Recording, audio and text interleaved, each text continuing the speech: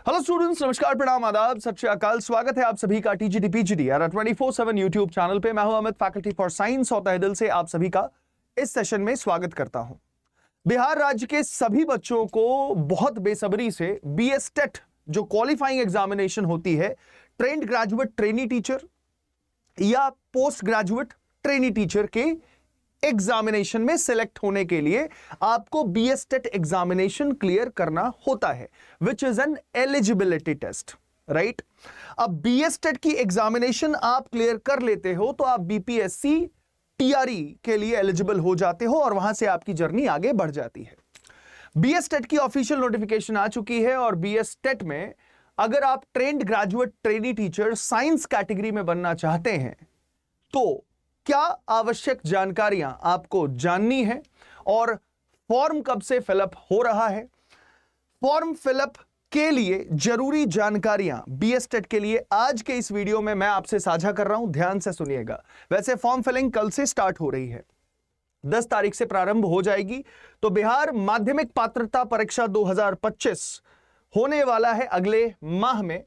परीक्षा का प्रारूप क्या है और किस नियमावली को यह फॉलो करता है उसके बारे में मैं आपको जानकारी देता हूं। पहली बात कि सारे क्वेश्चंस एमसीक्यू टाइप होंगे, यानी बहुकल्पीय प्रश्न आपसे पूछे जाएंगे और प्रत्येक प्रश्न 1 अंक का होगा, मतलब इट विल कैरी 1 मार्क। दूसरी, कोई नकारात्मक अंकन नहीं, मतलब कोई नेगेटिव मार्किंग इस एग्जामिनेशन में नहीं रहेगी, तो ये काफी प्लस पॉइंट रहेगा सभी बच्चों के लिए। तो गलत उत्तर के लिए कोई कटौती नहीं। और परीक्षा का पैटर्न क्या रहेगा, तो विषय विशिष्ट मतलब साइंस के ऊपर आएंगे 100 सवाल, और शिक्षण कला और विविध मतलब मिसलेनियस जो भी अदर टीचिंग रूल्स हैं, आर्ट ऑफ टीचिंग है, टीचिंग स्किल्स हैं, उसके ऊपर क्वेश्चंस जो होंगे वो 50 नंबर के होंगे। तो 50 नंबर की शिक्षण कला और विविध जानकारियां और विषय विशिष्ट यानी सब्जेक्ट स्पेसिफिक साइंस पे आपके 100 सवाल होंगे। तो ये हो गया एग्जाम का पैटर्न। अब योग्यता और मापदंड क्या है, मानदंड क्या है, तो शैक्षिक योग्यता क्या होनी चाहिए। तो अगर आपकी ग्रेजुएशन वनस्पति विज्ञान, प्राणी विज्ञान, जीव विज्ञान, जैव विज्ञान, अनुवांशिकी, सूक्ष्म जीव विज्ञान, जैव प्रौद्योगिकी, आणविक जीव विज्ञान, पादप कारिकी, इनमें से किसी में भी आपकी ग्रेजुएशन है तो आप एलिजिबल हैं। लेकिन साथ साथ ध्यान रखिएगा, आपके स्नातक जो डिग्री होगी, जो आपकी मान्यता प्राप्त विश्वविद्यालय से जो आपकी स्नातक होगी यानी ग्रेजुएशन होगी, उसमें मिनिमम आपको जो अंक लाने हैं वो 50% होना अनिवार्य है, अदरवाइज आप एलिजिबल नहीं होंगे। अगर आपकी ग्रेजुएशन बॉटनी से है, जूलॉजी से है, ह्यूमन फिजियोलॉजी से है, लाइफ साइंसेस से है, बायो साइंसेस से है, जेनेटिक्स से है, मॉलिक्यूलर बायोलॉजी से है, जेनेटिक्स से है, बायोकेमिस्ट्री से है, मॉलिक्यूलर बायोलॉजी से है या फिर प्लांट फिजियोलॉजी से है, आप एप्लीकेबल हो। दूसरी बात, अनिवार्य शर्त यह है बीएस टेट का कि आपके पास बीएड की डिग्री होनी जरूरी है। शिक्षा में स्नातक की उपाधि आवश्यक, मतलब ग्रेजुएशन के साथ साथ बीएड मैंडेटरी। ग्रेजुएशन अगर आपकी इनमें से किसी भी सब्जेक्ट से है तो आप एप्लीकेबल हो। अब आयु सीमा कि सर मेरी उम्र कितनी होनी चाहिए कि मैं एलिजिबल हो पाऊं, तो कम से कम आपकी उम्र 21 साल की हो जानी चाहिए और यह गणना 1 अगस्त 2025 के आधार पर किया जाएगा। मतलब आपकी उम्र 1 अगस्त 2025 को 21 साल से कम है, मतलब 19 साल आपके 363 दिन भी हैं, तब भी आप एप्लीकेबल नहीं हो। 20 साल 363 दिन भी हैं तब भी आप एप्लीकेबल नहीं हो, और अगर आप 21 साल के हैं तो आप एलिजिबल हैं। 37 वर्ष पुरुष के लिए अधिकतम आयु है और महिलाओं के लिए 40 साल अधिकतम आयु है। आरक्षित श्रेणियों के लिए विशेष छूट है। पिछड़े वर्ग को 40 वर्ष तक की अनुमति है, अन्य पिछड़े वर्ग को 40 वर्ष तक की अनुमति है, और अनुसूचित जनजाति और जातियों को मतलब scheduled tribe and scheduled caste को 42 वर्ष तक की छूट दी गई है। यह तो हो गई आयु सीमा नियम की जानकारी। इसके बाद बीएस टेट 2025 में क्वालिफाइंग मार्क्स कितने होंगे, अगर आप इस एग्जामिनेशन को देते हो तो कितने मार्क्स आपको लाने हैं ताकि आप नेक्स्ट बीपीएससी टीआरई के लिए एलिजिबल हो पाओ और बीएस टेट के लिए क्वालिफाई कर पाओ। तो दिव्यांग और महिलाओं के लिए मात्र 40% है। यह प्रतिशतता आपको दिखा रहा है, दिस इज परसेंटेज। ये क्या है? परसेंटेज ऑफ मार्क्स ऑब्टेन्ड है। तो सामान्य वर्ग को 50%, ये क्या है, 50 का मार्क है। तो सामान्य वर्ग को 50%, पिछड़े वर्ग को 45.5%, अन्य पिछड़े वर्ग को यह है 45.5, अन्य पिछड़े वर्ग को 42% लानी है, और SC ST और दिव्यांग महिलाओं को मात्र 40% लाना है। ये दोनों 40% के श्रेणी में आ रहे हैं।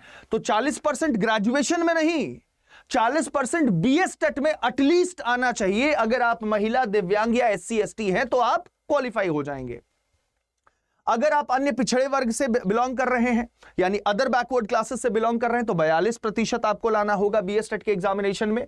अगर आप पिछड़े वर्ग से हैं तो 45.5% लाना होगा, और अनारक्षित कैटेगरी में आपको जनरल कैटेगरी में 50% लाना है। ये क्वालिफाइंग मार्क्स हो गया। ठीक है, ये बहुत जरूरी जानकारी है, मैं बता दूं आप सबको। अगला, परीक्षा शुल्क। अगर आप सिर्फ TGT के लिए अप्लाई कर रहे हैं और आप जनरल कैटेगरी या फिर इकोनॉमिकली वीकर सेक्शन EWS जिसे हम कहते हैं, या अदर बैकवर्ड क्लासेस से अगर आप बिलोंग कर रहे हैं, तो एक पेपर के लिए, मतलब सिर्फ TGT एग्जामिनेशन के लिए आपसे 960 रुपए का शुल्क लिया जाएगा। अगर आप 2 पेपर दे रहे हैं, मतलब TGT वाली भी देंगे और PGT वाली भी देंगे, तो आपको 1440 रुपए पे करना है। अगर आप SC ST दिव्यांग हैं तो आपको 760 रुपए देने हैं एक एग्जामिनेशन के लिए, और अगर आप SC ST दिव्यांग हैं और दोनों पेपर देना चाहते हैं तो आपसे 1140 रुपए शुल्क BS टेट लेने वाला है। यह परीक्षा की शुल्क रहेगी जो कल से फॉर्म फिलअप स्टार्ट हो रही है।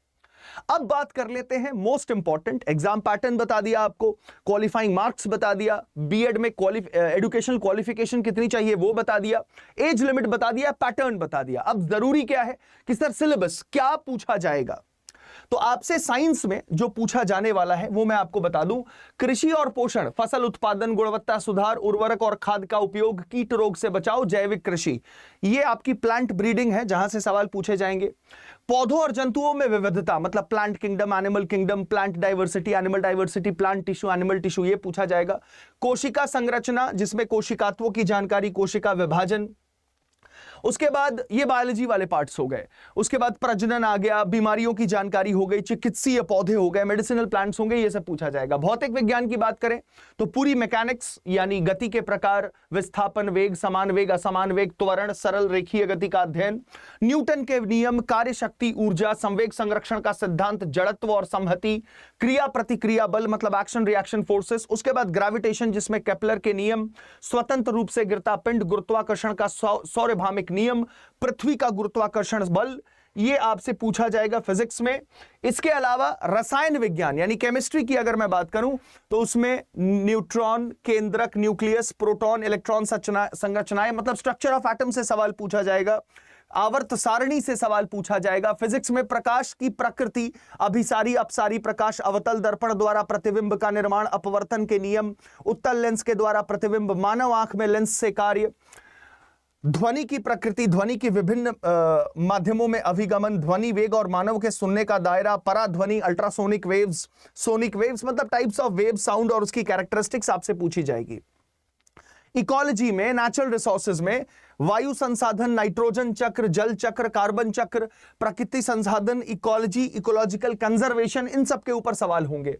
विद्युत और चुंबकत्व से विद्युत परिपथ, चुंबकीय क्षेत्र में चुंबकीय बल रेखाएं, धारा वहित तार के कारण चुंबकीय क्षेत्र, कुंडली में प्रवाहित धारा, विभवांतर, विभव, ओम का नियम, प्रतिरोधों का श्रेणीक्रम, समांतर श्रेणीक्रम, संधारित्र की जानकारी जिसे कैपेसिटर कहते हैं, विद्युत शक्ति में विद्युत धारा के कारण विद्युत शक्ति का अपव्यय, P इक्वल्स टू VI और R के बीच अंतर और उनके बीच जो रिलेशन है, संबंध है, उसके ऊपर सवाल होते हैं। विद्युत मोटर पे सवाल पूछना BS टेट नहीं भूलता।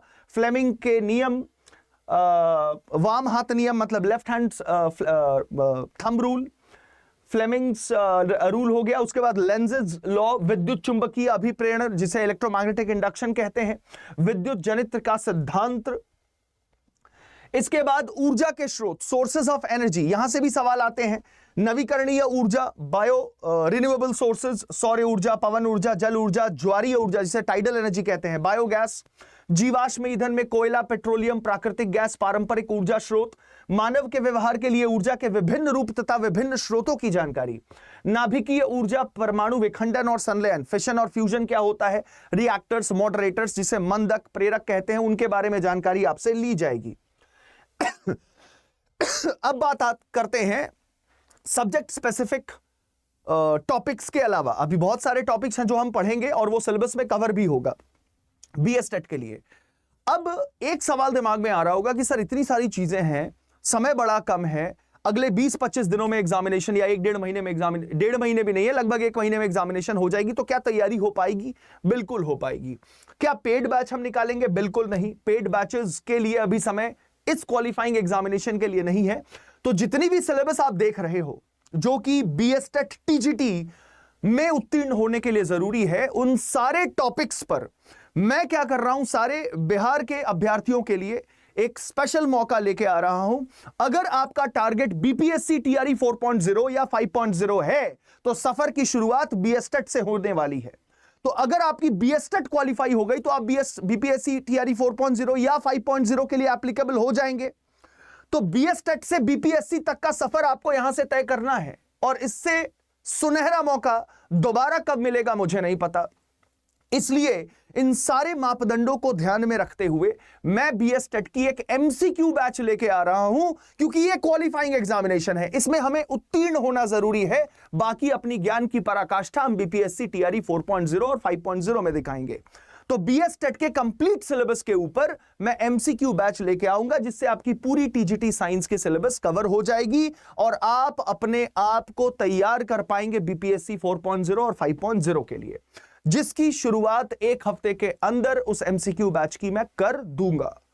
अब आपके एग्जामिनेशन में 150 नंबर के सवाल पूछे जाएंगे। 100 सवाल तो टीजीटी साइंस से पूछा जाएगा। 50 सवाल जो आर्ट ऑफ टीचिंग और मिसलेनियस सेक्शन से आ रहे हैं, उसमें कहां से सवाल होंगे?